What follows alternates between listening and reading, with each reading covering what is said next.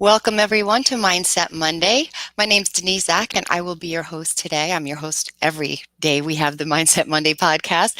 Welcome here tonight. I just want to let you know that this is my second podcast today. So I am so excited because I have an amazing guest. But first, I want to tell you a little bit about why I do this podcast and what it's all about. So this podcast is part of the Game Plan You Today initiation. And so what we do on a day-to-day basis is we provide support, networking, collaboration, potential investment, and guidance and advisement to a really amazing group of startups and founders who are working on a innovation in the sports industry with their businesses. And it's been such a pleasure to work with them. We also provide students or people looking to get into sports technology or people pivoting in their career. We provide them an opportunity as well to connect with our founders and work on their portfolios and building their professional careers. We also have an amazing group of global executives and residents that work with our founders, support, mentor, advise, sometimes invest. Some of our executives and residents are angel investors. Some are just have these amazing careers in sports technology in the sports industry and are wonderful at advising our mentors. And we provide this community where everyone can come together, work, and collaborate. And this podcast is part of that community where I get to bring on our founders, our executives and residents, our career seekers, and really talk to them about what's going on in those 6 inches in between their ears, really how they kind of show up to their day, what they deal with on a day-to-day basis, the things that they struggle with, and how they pick themselves back up when there is adversity. Everybody's got a story. Everybody has an issue that they work on at some point in their life that they think maybe could hold them back from being successful. Sometimes we don't have all the resources we need, but eventually, the people who are being successful are the ones who figure it out and figure out how to do it. And I hope that this podcast gives people an opportunity to tell their story, but it also gives other people an opportunity to see hope and figure out ways they can manage their life in a much better way or a successful way. So with that, I have an amazing guest with me today. He was with us from the beginning. This is Tristan Reaves, who is part of a co-founder of Walk On Nation, which is a platform that helps athletes, student athletes, pivot from being an athlete to their professional world. And we'll get into that because I love this platform. It's near and dear to my heart because I've worked at a university for a number of years and with a lot of college athletes. And he is also an intern coach right now at Northern Illinois University, helping a lot of student athletes out there, I'm sure, not just with their strength and conditioning of their body, but also the strength and conditioning of their mind. And so I welcome today Mr. Tristan Reaves. Welcome, Tristan. Thank you so much for having me. I'm excited to be here. Thank you. Thank you so much for agreeing to come on. I know you're up there in snowy Chicago right now, and I'm down here in Florida. I got my palm trees behind me, but thank Yeah, goodness to the internet we can still connect. So I really appreciate you being here. absolutely. The pleasure's all mine. Great. So why don't you just dive in? Tell us a little bit about Walk On Nation, about yourself as well, and because I know you have a great story. Tell us how you developed this platform and really what your goal was in doing so. Yeah, my name is Tristan Reaves, originally from Chicago, Illinois, and grew up in Orlando, Florida as well, where I went to play football at UCF. Actually, started there as a preferred walk-on, as did my partner, Michael Will. We were both walk-ons and earned our scholarship along the way, hence the name Walk On Nation. Um, the genesis of this program and our business was our heart to serve people, but seeing the holes in the development. As we were in college, we would see new student athletes get there and leave physically better and better in their sport, but as far as off the field, off the court stuff goes, kind of the same. Yeah. And we were it was frustrating because we saw so many of our teammates not make it, not make their dream of going to the NFL, and then not knowing what to do with their life. And we were just thinking, there's got to be something else. There's got to be a way we can help them. There's got to be a way we can help ourselves, so we're not in that situation. So we both ended up being interns at the Student Athlete Welfare and Development Office at UCF, which was great. We were able to put on different programming and help them develop it, and seeing what worked and what didn't, and then put our own spin on it, make our own thing. And then one day Mike came to me. We were roommates at the time. And he said, "I think we should do this. Like, this is a big need. We work well together. We know how to do this. Let's do it." And it was a no-brainer for me. I said, absolutely. So this was 2016, 2017. I was still a student athlete at the time, so I couldn't officially launch, but we were building it up, creating different curriculums, and doing test runs with our teammates and just seeing what was going on. And then in 2019, we officially launched Walk On Nation. And basically, what we do, we've created a curriculum, and we work with student athletes, high school, collegiate. We work with administrators at these places, and we speak at conferences about how to redefine your athletic identity. So many times our identity as athletes is so rooted into our sport. And whether we stop playing in high school, or as you see, Tom Brady is still kicking and winning Super Bowl, at some point your sport will be gone. And if your identity is rooted in that sport, so will your identity. And that's when things get dangerous, because that's a scary place to be when you're in your 40s or 20s or whatever, and you don't know who you are, because what you did your whole life is now gone. So we're trying to reshape that narrative and show all student athletes that yes, you're a student athlete and that's amazing, but that's such a small piece of you. So how can we leverage that piece to amplify and enhance everything else? I love that. And it's such an important thing, because the time commitment that an athlete puts in, especially a D1 athlete, and I know across the board athletes in general just work incredibly hard, long hours, long practices, games, travel, you name it.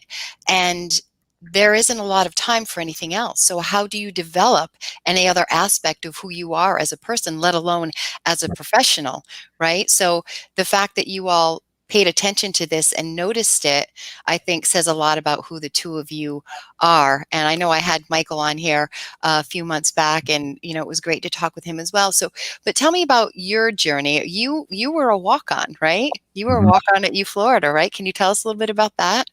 Yeah, so I was at UCF, and I walked on. Oh, you were at UCF. I'm sorry. That's right. Yeah, Not U Florida. walked on there, and the reason I chose to do that, because I had opportunities to be on a scholarship at smaller schools far away. UCF was the best combination of being close to home, academic prestige, and then the level of competition. So I ended up walking on there. The first 2 years, I had Coach O'Leary, and I worked my way onto the travel squad, and I was, traveling with games. I was on the travel roster, which is, unofficially the scholarship roster, and that was like the understanding we had, that after that year I was going to get my scholarship. Unfortunately, that year we went 0-12, so that coaching staff got released. So we got a new coaching staff, and I had to start all the way over. So it was very frustrating. It was devastating. And in that year alone, I had almost quit, because the year prior I had accumulated a bunch of academic scholarships because I was not getting paid for my sport. I started traveling, and then the director of operations told me, look, because of the way the bylaws are set up, because you're getting paid by the school, if you play, you have to forfeit all that money you've earned, because it's not coming from football. Because the football program would be penalized for extra, like, benefits, they called it. So I was very frustrated. It's like, I'm good enough to play now, but I can't play because I'm doing too well in school. Wow. So it was very demoralizing. So when Coach Ross comes in, I start all the way over, ended up earning my scholarship. Thank you, God. But it was a very trying experience. It was very, very difficult, but it was all worth it. Yeah. And you had an amazing run. You have a championship ring, right? Yes, yes. I was very fortunate over the time I was at UCF. We won 3 championships, so like it was a fun experience. Yeah, amazing, amazing. And not a lot of athletes can say that. Actually, very few, small percentage can say they've got one.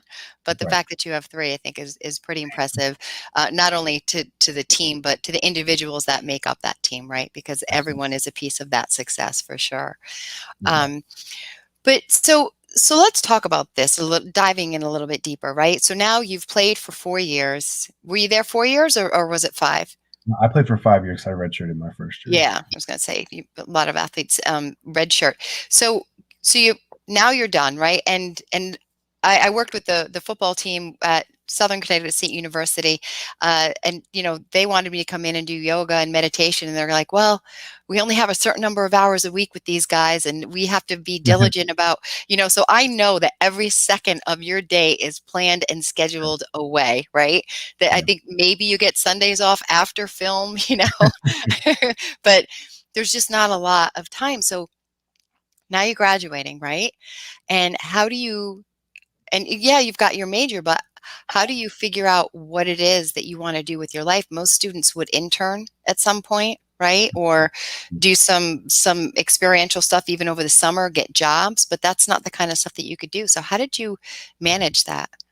Well, I consider myself very blessed, very lucky. Like over my upbringing, me and my mom were very close, and so she always did her best to keep me well rounded, and she would always ask me these kind of questions, have these conversations from a young age.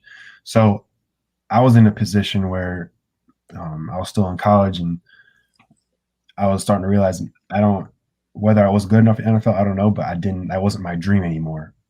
But I had an idea of what I wanted to do and what I was passionate about. And I think that's a result of those conversations we had when I was 12 and 15 and 16 and into college, but I think that's the best way to do it, whether it's, your family and friends or, people like me and Mike having a conversation, but how student athletes can learn that about themselves is utilize the resources around them. Each school has a different resources and different department, but there are people on campus there for you. Their whole job is to help you succeed, Mm, but the amount of tapped inness that they get is very small, unfortunately. So trying to encourage student athletes to talk to your guidance counselor, talk to your tutor, talk to your career development person, talk to whoever. There's so many resources on campus. yeah. And I agree with you 100%, 100% because there are tons of resources on campus, but getting students to access them is the difficult thing for a multitude of reasons. For schedule, um, you know, if you're a student athlete, you've got other things going on. Yeah. Maybe you don't know that they're there. Maybe you don't relate to the people that are in those positions. And so it's really important that schools pay attention to the demographics, the time commitment, you know, the, the, the students that they have at their university to kind of build those factors into how they offer those services up. And I know that that is one of the identifying features of what you and Michael also developed, which was kind of like, we're the same age as you. We get what you all have been going through. We were athletes just like you. Yeah. We connect with you and we understand what you've been going through. And how important is that when someone is figuring out what they want to do and who they want to be? It's huge because student athletes have a special sense, like a sixth sense, where they can spot BS instantly. So if you first meet somebody, whether that's a facilitator or a professor, and you feel like they're full of crap, you're Mm, turned off. You don't want to hear anything they have to say ever. You're good. yeah, yeah. So it's very important for administrators and professors, anyone on staff that works with student athletes, to be real and to cultivate a real relationship through them, and build that up. Like, for example, we had opportunity to speak at North Carolina State, and we had a question like, how can I get buy-in for my student athletes? And so we asked that individual, well, how many years have you been there? She said a couple of years. I'm like, well, how many practices have you been to? And she said none. I'm like, well, you got to understand, as a student athlete, like you said, our day is full, beginning to end. We go to film, we see what we did wrong, we learn from it, we get practice, we get yelled at what we did wrong, we do whatever. We go to our classes, we get lectured about whatever it is. The last thing we want to do is have Wendy or Rick, someone we don't even know, who has never played this sport, who is not where we're from, telling us we need to do this because it helps them and their numbers Yeah. fill up the room. So it's like we don't want to do that. But if that person is showing up to practice, actually knows your name, knows more about you than your position and how many touchdowns you scored, or how many Mm, points you scored, you're going to want to be around them because you feel like they actually care about you and not just the programming. So it's crucial. And I know that it's easier said than done. I've never worked at a college campus. I know jobs are extremely stressful, and there's a lot of other things going on. But it is a two-way street in that. And so to the best of your ability, administrators and people on campus, reach your student athletes where they're at, because you don't know what they're going through, where they've been, or what they even know. So you can't expect them to all be on the same page. Yeah, absolutely. And right, so much more important than sitting in your office and just waiting for people to come and saying, "Well, I put the office hours out. They know we're here. They know where the office is," and having a coach tell you, "Hey, go see A, B, and C over in, this building." And you make such an important point that effort has to come from both sides, right? And also that you really don't know what someone's story is. You have no idea what they're dealing with, what they're going through. And if you want to really make a difference in someone's life, you have to be willing to meet them where they're at, and you have to be willing to hear the story and listen and be open and offer guidance and support that meets them where they're at, and not just what you think you want to push at them. Yeah, definitely, absolutely. Yeah. So tell me a little bit about challenges that you may have had. Now, it sounds to me like mom was way super supportive and had you thinking critically at a young age and paying attention to the things you needed to pay attention to, which is kudos to mom. Sounds like she did an amazing job. Um, but life still happens, right? And difficult things happen, challenges happen. What did you ever come up against, or what kinds of issues do you think that you've dealt with that have been challenging, or you felt like this is a hard one? I don't know if I'm going to be able to make it through this. And how did you manage it? How did you become the person you are today?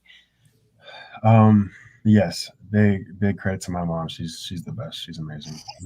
Some challenges I faced along the way, obviously financial ones. Being a walk on, you pay for everything out of pocket. So whether that's coming from me or my mom, like that's a burden you don't want them to carry for you. So mentally, it's tough. Um, I mean, there was a point in time though I was doing everything I could. I had spring ball, I had my 5 classes, and I'm working 3 jobs because I don't want my mom to pay for school. I just don't want that to happen. She has enough going on, right? Yeah. And that was challenging physically because it's like I'm trying to find the time to do extra reps and get extra work, get noticed by my coach that I'm better and I can get the scholarship, but I need to go to work. I need to pay for groceries this week. I need to do this. And also, a big part you miss out is the continuity with the team. I Mm, can't I can't hang out in the dorm or go to the parties or go get wings, do whatever, because I'm working. Like yeah. I can't do this right now. I need to go do this. Yeah. So there were a lot of times where I felt like I was kind of an outcast on the team. Not that they didn't Mm, like me or I didn't like them. It just I had other obligations. you weren't there, right? So sometimes it was hard to fit in with the mold because I was never around. But for what I think were good reasons. Uh, Yeah.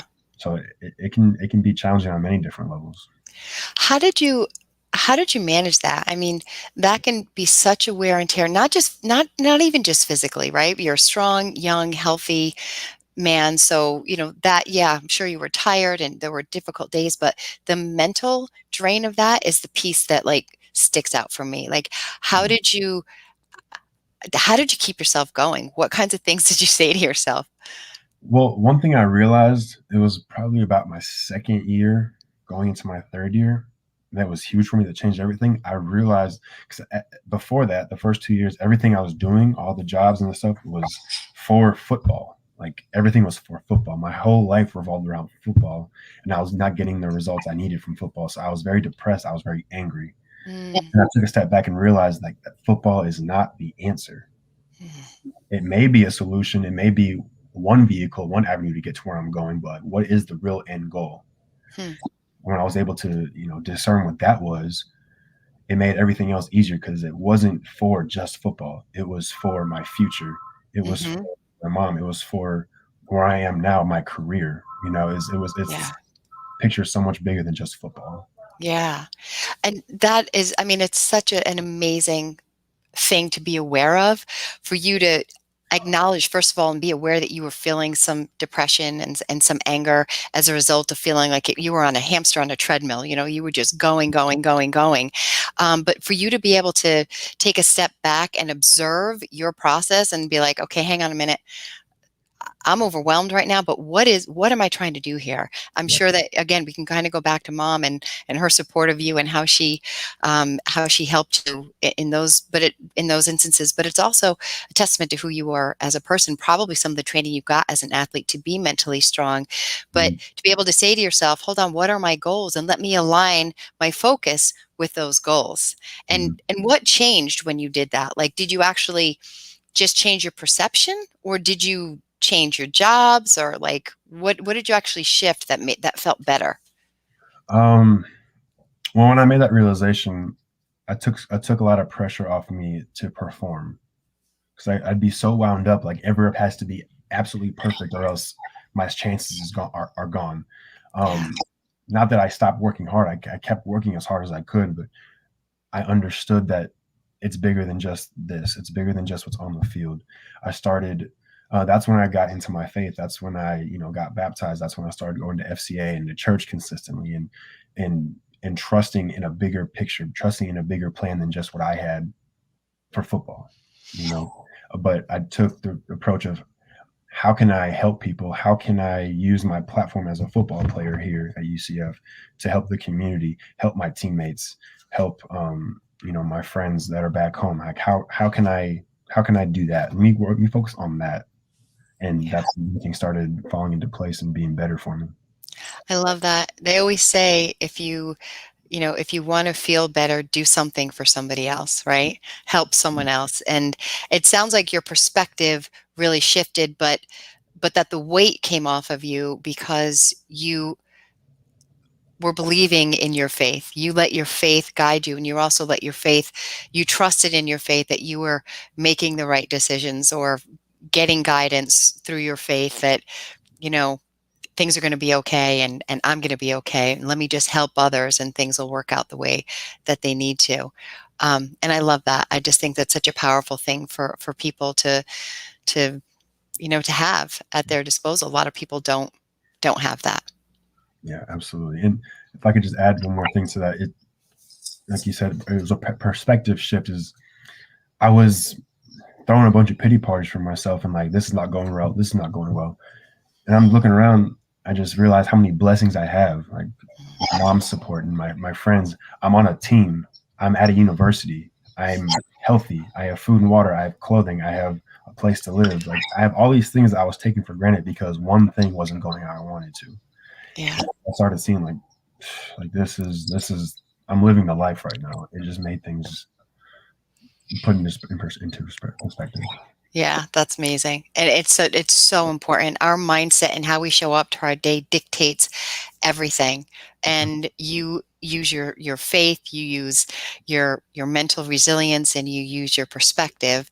And I'm talking specifically about you to help create that peace within and Mhm. help you also become grateful for everything that you have at your disposal, everything that is around you, even if things aren't perfect, right? Mhm. There is pain over here, that this is a struggle, and there's a lot of beauty in my life and there's a lot of beauty in my world. And I really love that that you were able to kind of find that balance.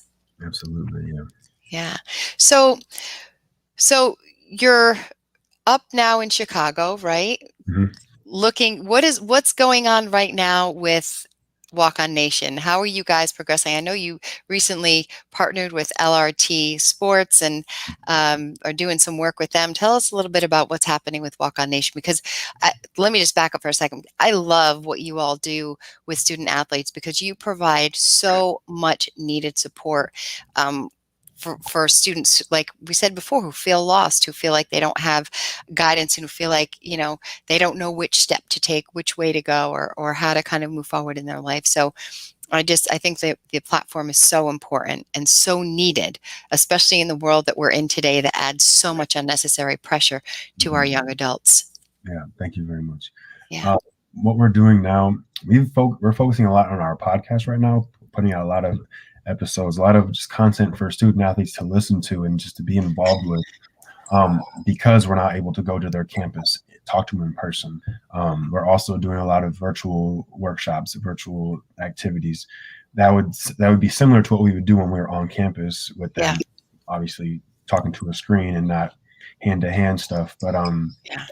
those are our two main things. And you mentioned that we have a partnership with LRT Sports this year, which has been pretty cool. They provide the recruiting stuff, and we do, the holistic development stuff. And I think those two definitely go hand in hand um, as Love you're that.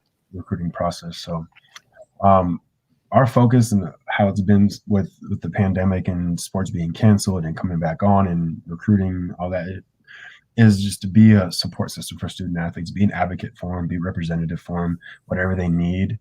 Um, do our best to facilitate that for them. We've been there and done that. Obviously, not through a situation like this, but we have done it, and just help them as much as we can, any way we can. I love it. I think it's great. And I love the work that you all are doing. And it's from personal experience. It's from your own world. And it's something that I think is so important. And I love your mindset. I just think you have such an amazing outlook on life. And, it's not easy in today's world to keep things positive. There's a lot of unrest and a lot of challenging things going on. And it makes you kind of just shake your head and really get, I know for me, just frustrated, and sometimes it just feels hopeless. But I think that, well, let me ask you this: like, how have you managed during COVID, during these politically unsettled times, and these social justice and injustice times? Like, how do you manage? What keeps you going, and um, how do you work towards creating change, or you know Yeah, just moving forward? it's been tough. There are times where it's extremely difficult. I just want to like disappear, just say F it, drop everything, and just like move away. But I know it's not what I'm called to do. So it gets hard, and how I deal with that um, is get off my phone. Really, like Instagram, Twitter, whatever the case may be. There's a lot of information out there, which is good. You want to be informed, but it's at a certain point, it's taxing. It's mentally draining, and you don't need it. Like you sometimes you just got to step away from it, meditate or pray, or focus on what you can focus on what you can control, and go from there. I mean, the issues that are going on in this country are very deep rooted, and they're not brand new. So understanding that you know it can start with you, change can start with you, but it's not going to end with you. You need to bring people along. And um, one thing I've seen too, it's very frustrating. We need to figure out how we can have discussions and conversations about it.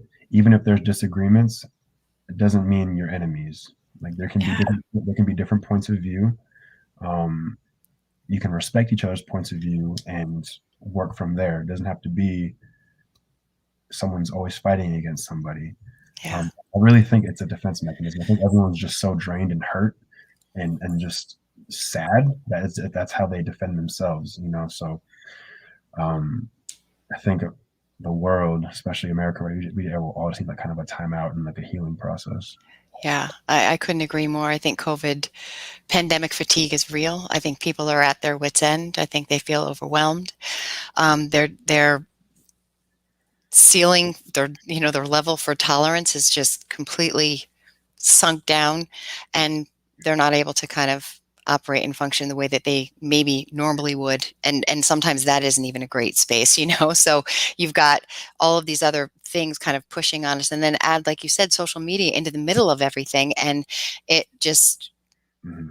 everything can just kind of blow up. And Yeah. I think you're right. I think we need a timeout. I think we need some reflection. I think we need some faith, and we need to respect each other and listen. And I don't think you could have said it better. So I really thank you for coming on here today.